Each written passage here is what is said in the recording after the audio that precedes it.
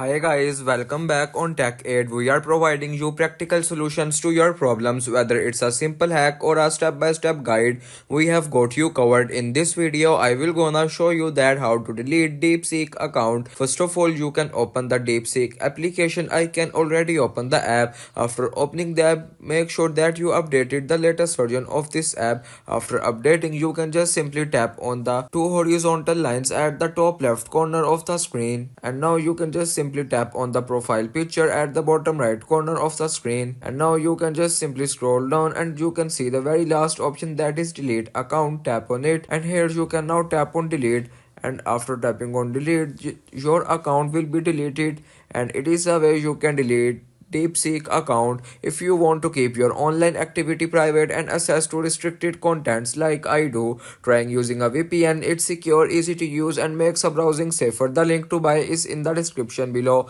If this tutorial helped, don't forget to like the video and subscribe for more practical solutions. Got questions or need extra help, drop a comment below and we will be happy to assist. See you in the next one. Thanks for watching.